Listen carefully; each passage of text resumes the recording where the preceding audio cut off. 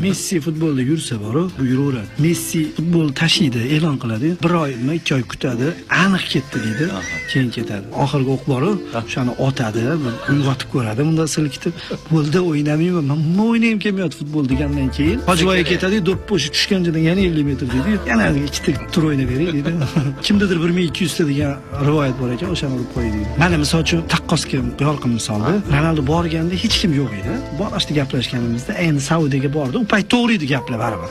Ya'ni Saudiya hozirdagi emas edi. Neymar bir kunda tug'ilgan Ronaldo, lekin o'rtasida 7 yil farq bor. Hali Yevropada ham o'ynash mumkin bo'lgan futbolchi hozir o'ynamayapti deydi. Twitterda yozib o'tiradi, men boshqa ishda. Benzema umuman ashula yuribdi. O'shanga pul olar ekan shekilli, avtobuslarda aytib beradi, arabligini bildiribmi, boshqami? Deyarli o'yinlarda o'ynamayapti, tushmayapti hamda. Kante yugurmay qo'ydi. Yana shofer olaylik deganda, yuguradigan odam yo'qmi deb turibdi-da, o'zi yugurishga olib kelingan. Hammasini qarasangiz bor-ku, bo'ldi, to'xtashdi. Unaqa motivatsiyasi ham yo'q, bir 50% shularning ichida qanaqa Manchesterda o'ynagan bo'lsa, Juventusda shunaqa yugurib yuribdi, g'alati tabiatda. Bu zo'r deyishni aytmayapman. O'zi odam o'zgarmas ekan. Farqi yo'q. Hozir yanada pastga tushadigan chempionatlarga olib borsangiz ham, oxirgi O'zbekiston chempionatiga kelib o'ynasa ham, Olmaliq stadionida yoki Surxonli stadionida yugurib yurganini ko'rasiz o'shani.